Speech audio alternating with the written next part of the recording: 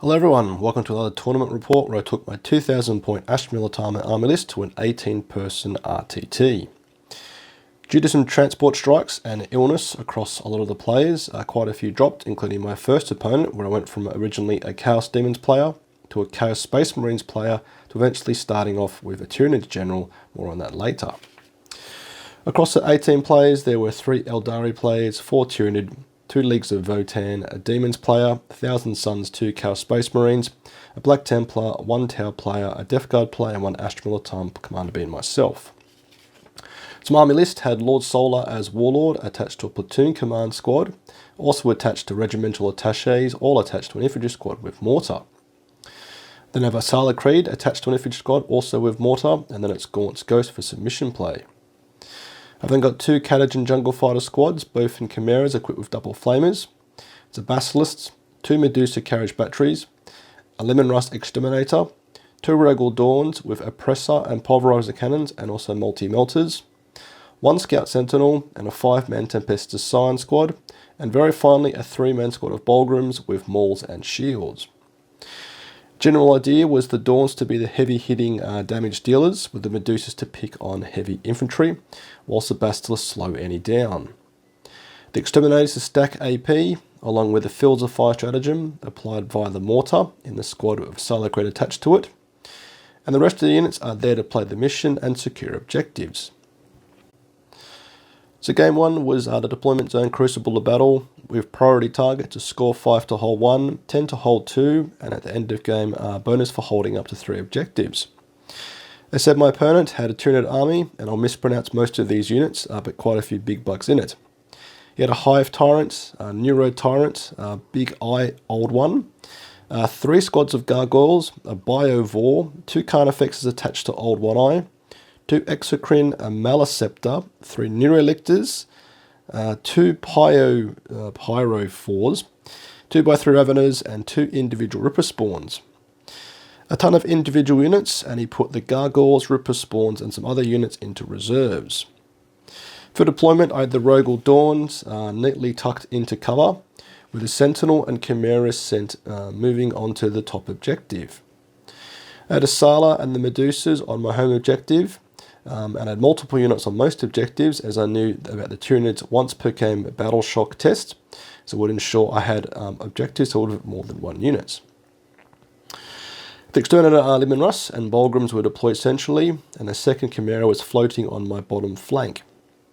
My opponent did a great job hiding pretty much his entire army out of line of sight, and I got first turn, and my first secondary objectives were Cleanse and Engage all fronts. Cleanse was easy enough, as the Chimera on the top objective did it, and also the Bulgrums in the center objective achieved that. And I managed to get 3 table quarters with units in it by moving the Chimera and debushing the Catagens on my bottom flank, who were very close to the bottom objective, giving me a very strong start to the game, as my opponent could only score 3 on his secondaries, being Engage all fronts and Assassination, with Assassination being challenging to achieve first turn. The game was a very even contest turn 2 and 3, with each of us matching blow to blow and scoring equally on primary and secondary. A pivotal moment though was when my opponent dropped in some Gargoyles on the centre objectives. I nicely screened out the majority of his deep strike, however didn't account for the fact that the Gargoyles can shoot and move, and my opponent cleverly snuck in 3 of the Gargoyles onto the top objective and took it off me, as I only held it with the Chimera with an OC value of 2. This one I only scored 5 on the primary, whilst he scored 10 in turn 4, and I then also drew Assassination, and I couldn't kill off any of his characters, dropping a further 5 points. In turn 5 he called Shadows of the Warp, and the vast majority of my army actually passed their battle shock test, except for those 3 units on the top objective, with all 3 failing, meaning I only scored 5 in my last turn, nor could I score more at the end of the game. I actually had good ball control at this point, with Lord Solar's squad moving up to hold the central objective, and it felt like a super close game the entire time, except for those 2 critical moments, losing the top objective and failing battle shock again with those 3 units on it. I lost this 86 and 96 and felt actually pretty good about it, as I felt in control the entire time of the game and effectively matched my opponent's blow for blow and used all my units correctly. Right, so feeling positive, I then went into Tau on the map Search and Destroy with Taken Hold to score 5, 10 and 15 with no end of game bonus. My opponent had a vehicle heavy list with Commander Farsight, a Commander in Cold Star Battlesuit, a Firesight team, and Longstrike the Hammerhead tank ace. Battle line units were 2 Breacher teams and Devilfish, 3 Crisis Battlesuits, 2 further Hammerheads, some Kroots, 2 Stealth Suit squads, a Sunshark Bomber, a Kroot Rider, 3 Piranhas, and 2 Flyboy Vispad Sting Wasps. I went second, and my opponent put both squads of Sting Wasps and 1 Hammerhead in reinforcements, and he took the fixed secondaries of Bring It Down and Deploy Teleport Homers, getting victory points for doing an action in either the center of the board or in my deployment zone. I took tactical secondaries, and my deployment zone had the Dawns, again tucked nicely into cover. Gaunt's Ghost and the Chimera, 1 Chimera securing the top objective, whilst my Scout Sentinel went for a run to secure the bottom right objective. The Medusas and Basilisk held my home objective, whilst a Limnos Exterminator and a Sala Creed squad were tucked in cover, with the Bolgons ready to contest the centre. Lord Solar's blob was deployed behind the artillery, and this was a mistake given how far back they were on the table. My first secondaries were no prisoners and extend battle lines, which were 3 points, as my indirect picked up 2 chaff units, and I easily secured an objective in no man's land. My deployment, except for Lord Solar, was well thought out, and I managed to draw some pretty nice firing lanes across the board, with both Exterminator and Rogal Dawn picking up Longstrike early on, given my opponent failed to see the fire lines that cut across the tabletop. Managed to pop him early on and felt really good, but what I failed to miss was the overall piece that my opponent had deployed all his heavy hitters on the top side of the table, been able to quickly draw a line of sight on the top objective, and less able to do so on the bottom objective, and I only had 1 Chimera and Gaunt's Ghost on the top objective, where they were quickly cleared off. I did manage to actually almost table my opponent, with him having only the Lone Op Firesight character on his home objective. However, he outscored me on the primary, scoring 45 to my poor 25. I actually did better on the secondary, scoring 30 to his 21, with not enough to make up for the gap in primary. I was pretty annoyed at this loss, as I felt I had the upper hand from an experience point of view. Having reflected, what lost me the game was that I failed to read my opponent's deployment and terrain placement as referenced, and it should have gone harder for the bottom right objective. Also, having only the Bolgrim squad to hold the centre was foolish, when infantry squads should have been fed onto it to at least deny my opponent's primary. As said, I deployed Lord Solar's blob way too far back, and should have used them to contest the centre objective. And being battle line with the regimental banner, I had circa 50 OC available, and even more with an order, and given that he had few resources in the late game, my opponent would have struggled to clear them off in turns 4 and 5. Right, so from that cock-up I went into our diary on the map Hammer and Anvil with mission Taken Hold, again but with hidden supplies, for a total of 6 primary objectives on the battlefield. My opponent had the Avatar of Cain, an Autarch Wayleaper, 2 Farseers, a Spirit Seer, a battle line with 2 squads of Guardian Defenders, with Howling Banshees, Rangers, Swooping Hawks, 2 War Walkers, some Warp Spiders, some Wind Riders, and 10 Wraith Guard. My opponent was a lovely chap, and he said this was his first tournament, so I should have had the upper hand from an experience point of view. Deployment-wise, are the Medusas covering the corners of my deployment, the Basilisk, the Lord Solar Blob, and a Sala Creed squad on the home objective, with a Chimera and Scout Sentinel on the top objective. Now my opponent's furthest shooters had a 36-inch range, was able to deploy the Rogal Dawns with some good fire lines early on. My opponent got first turn and pushed up the Wraith Guard along my bottom flank, getting a big advance roll.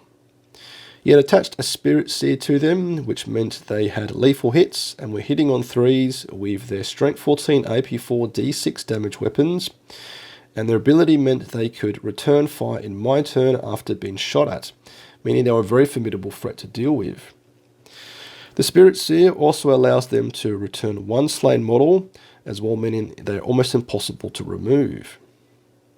My opponent drew the secondaries of Extend Battle Lines and Investigate Signals, being easy to achieve turn 1, whilst I drew Deploy Teleport Honers, which I did with Gaunt's Ghost. But overwhelming force, and the only unit on an objective my opponent had was his Rangers, which I had to destroy with Indirect. Due to their ability, when you move near them within 9 inches, they can move, and therefore be no longer on the objective. Of course this didn't happen, and I missed out on 3 points in turn 1. Turn 2 felt pretty even, and only in turn 3 did I start to feel the pressure. I started to lose way too many units. The Wraith Guard was simply impossible to deal with, and the Phantasm stratagem proved to be exceptionally annoying, given I'd carefully position units out of range or have them hit him behind cover, only for him to move the Wraith Guard and disrupt my plans. I did kill off a lot of his units, but didn't have enough board presence to hold more than 2 objectives, and given he still had the Avatar of Cain pressing in my deployment zone, what units I did have struggled to push forward. I did, however, get Lord Solar's Blob in the mix, movement blocking the Wraith Guard and also the Avatar of Cain before being shot and sliced to pieces. My opponent didn't actually score strongly on his primary and ended up scoring equal on the primary, but I ended up losing this 56 to 68 with a stopping play at the end of turn 4. If we're using chess clocks, my opponent probably wouldn't have had enough time to finish his last turn, but even if we did, I would have still lost, given I didn't have enough units to hold primary objectives or score secondary objectives. I did genuinely feel that I should have beaten my opponent based on my experience, but felt that the raw power of Dari allowed him to make mistakes. The current army rule basically gives them a free command reroll in either the shooting or fight phase, and a lot of units have some super powerful abilities. As you can see, I lost this on the secondary and may have been a bit unlucky with some of the cards, but fundamentally didn't have enough board control. So from those 3 games, I was expecting to get the wooden spoon, where at least I got a free ticket to the next RTT, however I actually came second last.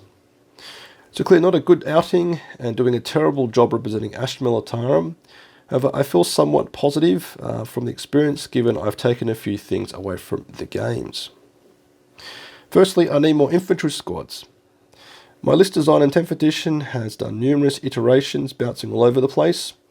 Initially with me viewing them as being too flimsy for mission play, however the OC simply can't be scoffed at. My next list concept now has a 20-man Death Corps blob with our Death Corps Marshal. I know a lot of other Astra Militarum commanders, including Mordin Glory, have had great success with them, and I'll be using them to simply contest the centre in the late game. Have them push up turn 4, then followed on by Lord Solar's squad in case they get decimated. Secondly, I personally struggle to use Gaunt's Ghost effectively. I'll be dropping them instead for 2 squads of Rattling Snipers. I rarely pick them up and drop them down with their free deep strike ability, wasting their effectiveness, and I pretty much use them only as screens. I think 60-point Rattling Snipers are a bit more disposable, and also ability where they can shoot and move could be pretty tricky, and maybe used for strategic reserves where they could come in near an objective, fire, be 9 inches away from any screening units, but then move on an objective with this 6-inch move. Next, the Medusas unfortunately don't do enough work. I had hoped that the Strength 10 AP3 damage of them would do great work into heavy infantry, and they certainly did at some points, but being only D6 blasts and hitting on 4s means they don't do enough damage over the course of 5 games. Also, I found the Bulgrams to be not as versatile as I'd liked. A squad of 3 is only OC6 if given the order, duty and honour, and that simply isn't enough to contest objectives. They did take more punishment than they should have, but they'll be also dropped from my list. Now to some positives is that the Rogel Dawns do fantastic work, with 2 of them putting down enough DACA to deter your opponents. Stacking the AP from the Exterminator Leman Russ and the Fields of Fire stratagem on them means they can punch through most targets. Next, the catagens in the Chimeras are a great little package for some early game forward pressure. And being only 125 points, losing them doesn't feel too bad, and typically takes your opponent 2 turns to kill them off outright. Lastly, the Asala Creed and Lord Solar combo continue to be a powerful combination, giving you plenty of CP, and with 5 orders between them, you're able to buff pretty much all the units you need ordered around. So overall, clearly not the result I had personally wanted. I hope to improve my win-loss ratio, but not to be. As said, I feel okay about this, given I've got some clear actions to attempt to improve, with me needing to paint up 10 rattling snipers, a Cyclops demolition vehicle, and more infantry, which is nice to have some hobby projects with a clear purpose. So hopefully helpful and interesting to hear how I stumble my way through the competitive or somewhat competitive 40k tournament scene. Here's to hoping to get some more wins in the games in the future. So if you enjoyed this and want to support me, you can do so with a like, comment, or by subscribing, joining my Patreon Platoon, or simply watching any of my other YouTube videos. A massive thanks to my current supporters. So keep your bayonet sharp, let's go onward. Faith in the Emperor strong. Patreon Platoon, sound off. Tank Commander Glenn, Tank Commander Watchdog Van Etten, Tank Commander Mitchell, Lieutenant Burke Nielsen, Colour Sergeant DuPont, Sergeants Adal, the Colonel Merrill, Veteran Gibson, Hall, Lundeen, Guardsman Beard, Coquelin, Flint, Hills, Malik, Nitton, Nguyen, Smith, Tom, Tompkin, Conscript England, Gillian, Goodwin, King.